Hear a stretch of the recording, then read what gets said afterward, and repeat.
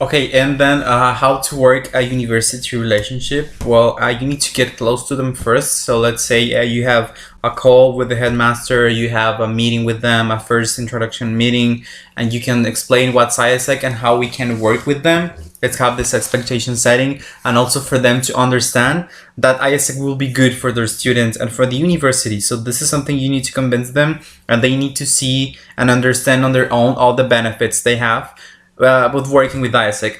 Also, you need to have a really good tracking with them. So what happens if a headmaster asks you, hey, how many exchanges you have done? How many people from this faculty you have sent on the past year, on the 2 years ago, 3 years ago? This information you need to have really well because it gives us professionality, and also you can have a monthly and half-year report with them. This is really important.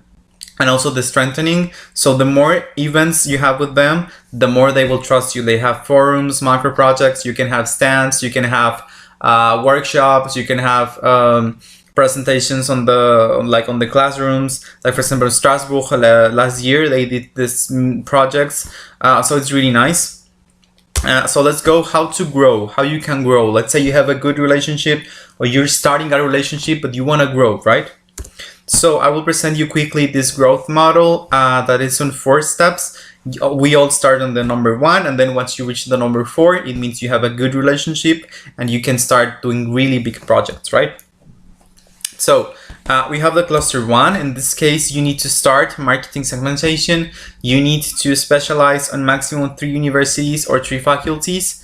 And you need to start doing events of know-how. What means know-how? That actually you don't know how to do them correctly, but the more you do it, the more you get knowledge, and now you start to really know how to do them.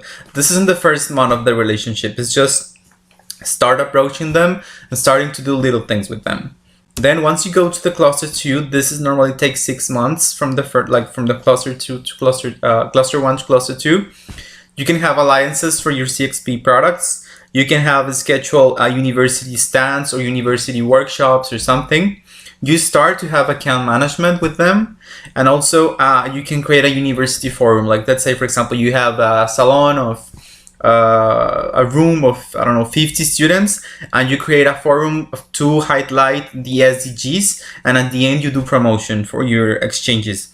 So normally, for me, literally this is the time it took me when I was LCP. It took me 6 months to create the university forum. If you have questions on how to do this forum, you can reach me anytime.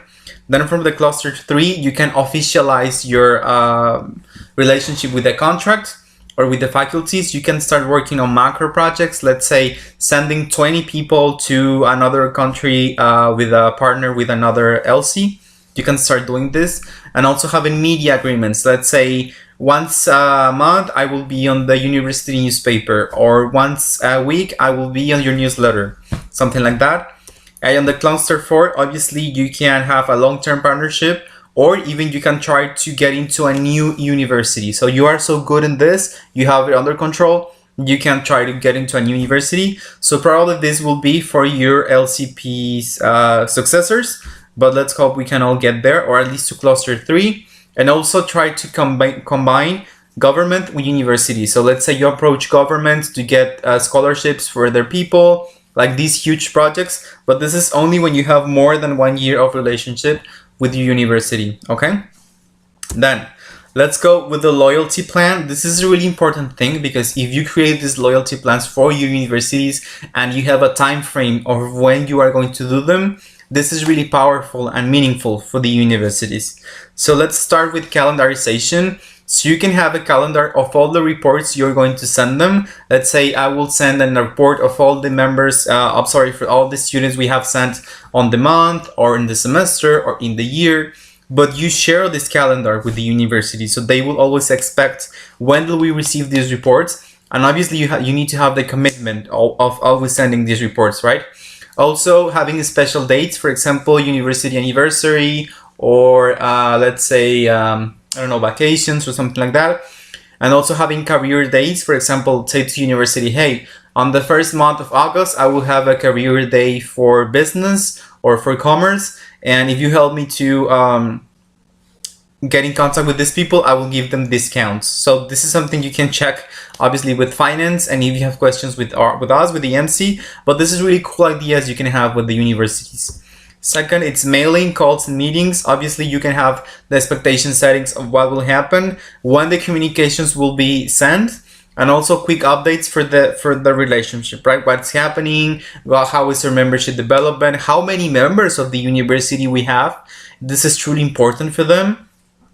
Next, we have newsletters. So you have a monthly newsletter for all the stakeholders. Let's say all the presidents of the student organizations, all the headmasters, the director, something.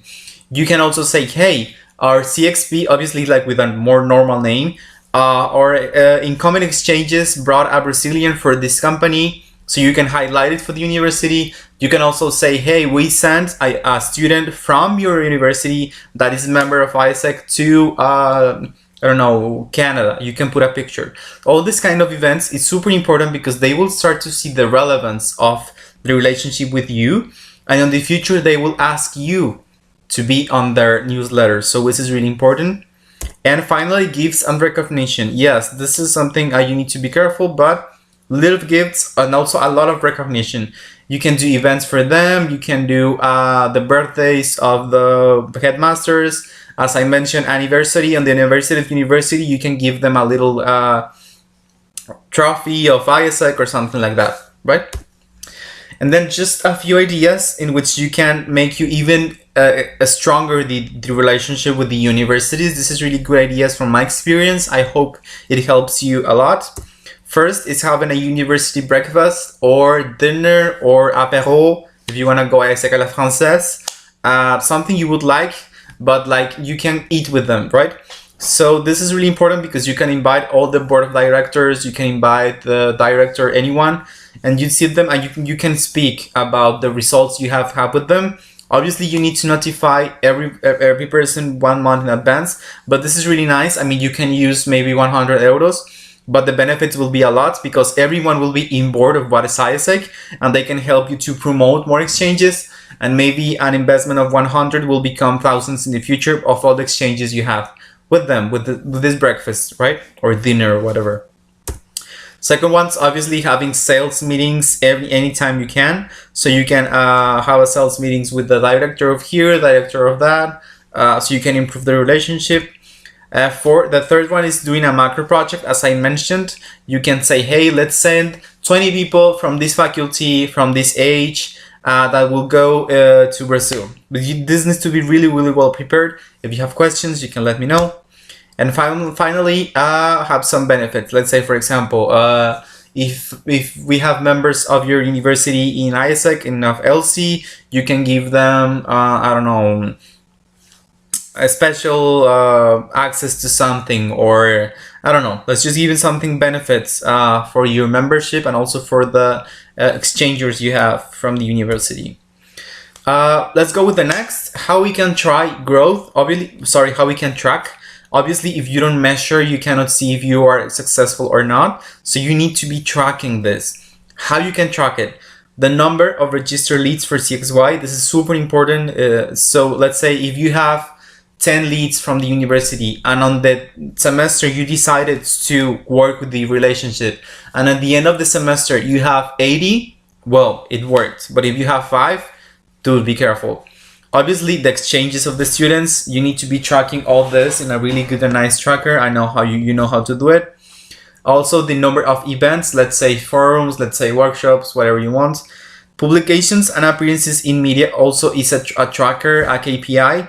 If you have 2 appearances on their media a month, that is really good. So you can ask Ren how they did it. It's the only case I know for now. Assisted events are also of the agreements you have with partners. So if you have a track of the numbers, you can make a report to the university and you can send it, right? Just be careful because a contract signed with the university is not a measure. Like you can have 5 contracts signed with them, but if you don't have leads, if you don't have exchanges, if you don't have publications, if you don't have events, the contract is worth nothing. So you really need to be sure that the contract is being actually used for something. Okay? We're getting to the end of this. What activities need to happen every week so you can be ensured that your university relationship is growing even more and more? Obviously, try to contact prospecting new allies. What I mean new allies is under the same university. So you went to this student organization, then you went to the other, then you went to the headmaster, then you went to the blah blah blah. So you can start, let's say, making everyone fall in love with ISEC. You obviously need to execute what you said. Like if you have a contract, make them do it. Have sales meetings. For the VPs marketing, obviously generation of content for media, newsletters, postings, flyers, stands, radio. Sometimes they have something like that. Attendance of events, and also organization for lead generation spaces, like activation spaces that will give you a lot of leads. Like let's do something in the middle of the university, and then we will give them a link for a form, and we will have a lot of leads. So the more leads you can get, the more approvals you will have. Also, your BPCXY need to convert these leads to approvals. So just check them, because if you don't convert leads into exchanges, well, all the work will be not for nothing. So be careful, but the more leads you have, the more probabilities you have into having exchanges, right?